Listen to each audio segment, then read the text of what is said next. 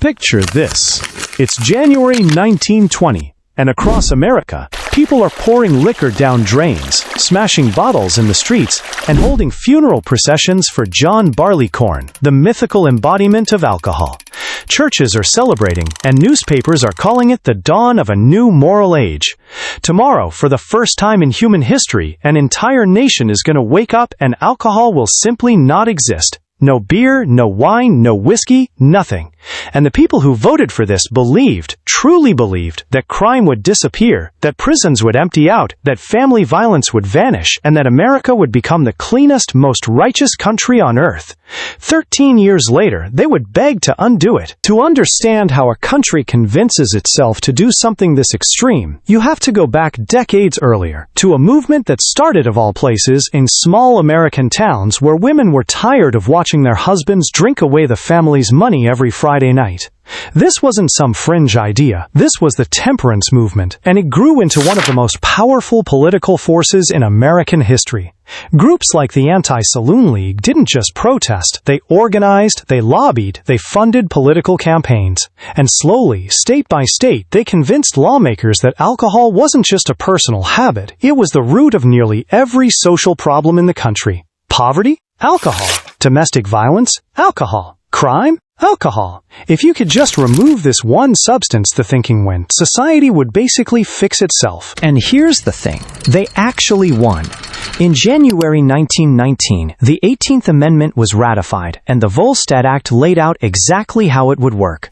Starting in 1920, the manufacture, sale, and transportation of alcoholic beverages would be illegal across the entire United States. Not regulated, not taxed, banned completely. For about 5 minutes, it almost seemed like it was working. Arrests for drunkenness dropped. Some hospitals reported fewer alcohol-related admissions. Supporters pointed at the numbers and said, "See, we told you." But underneath the surface, something else was happening. Because here's a question nobody in the Anti-Saloon League seemed to ask. What happens to the demand? Banning alcohol doesn't make people stop wanting it. It just makes wanting it illegal. And when you take a product that millions of people want and you make it illegal to sell, you haven't destroyed the market. You've just handed that market to whoever is willing to break the law. And someone was always willing.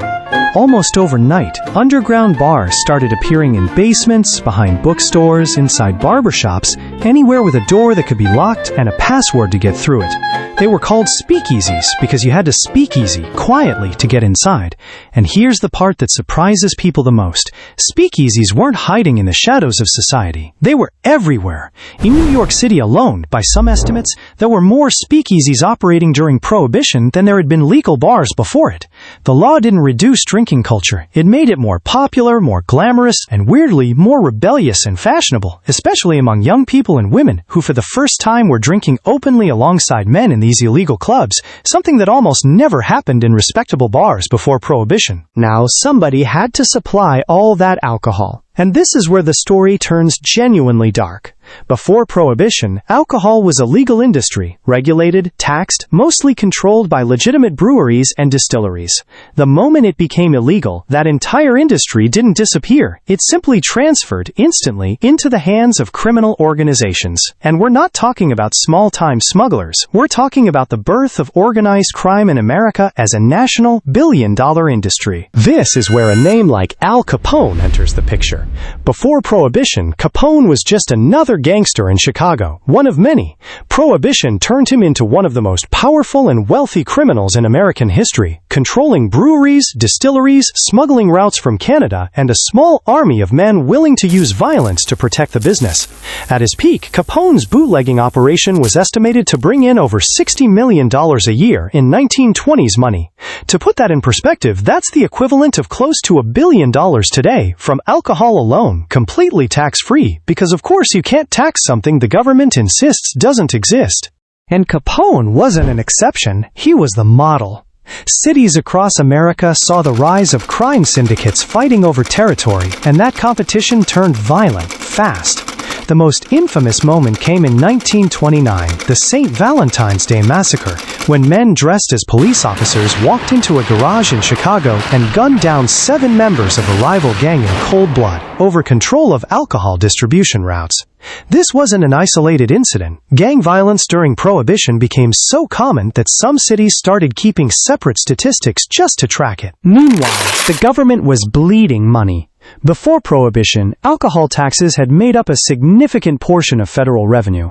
Overnight, that revenue vanished, while the cost of trying to enforce the law, hiring agents, raiding speakeasies, chasing smugglers, and patrolling thousands of miles of coastline kept climbing.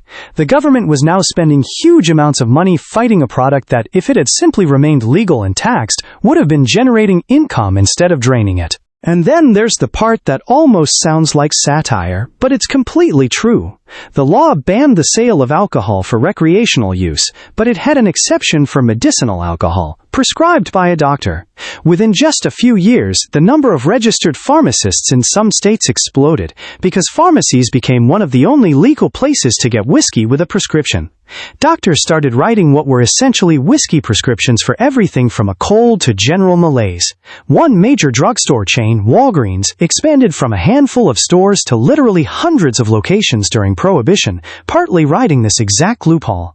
The system designed to eliminate alcohol from American life had instead created an entire legal industry built around selling it anyway. By the early 1930s, the cracks weren't just showing, they were impossible to ignore. The country was in the middle of the Great Depression, desperate for jobs and tax revenue, while organized crime had grown more powerful and more violent than ever before. Public opinion, which had supported Prohibition just over a decade earlier, had flipped almost completely. People weren't just tired of not being able to drink, they were tired of watching their cities become battlegrounds for gang wars over a product that used to be sold at the corner store. 1933, something happened that had never happened before and has never happened since in American history. The 21st Amendment was ratified, and it did something very specific. It repealed the 18th Amendment entirely, not modified it, not adjusted it, erased it. To this day, it remains the only constitutional amendment in American history created for the sole purpose of canceling a previous one. 13 years. That's how long it took for America to go from celebrating the death of alcohol in the streets to admitting the entire experiment had been a catastrophic mistake. Here's where this story stops being just history and becomes something you can see happening again, right now, in real time. Because the exact same logic, the well-intentioned idea that banning a substance will simply make the demand for it disappear, has been applied again and again since then, most famously with the war on drugs. We're currently living through a moment where state by state the U.S. is reversing course on one of those substances, marijuana, legalizing and taxing something that used to fill prisons, using almost identical arguments to the ones used to repeal Prohibition a century earlier.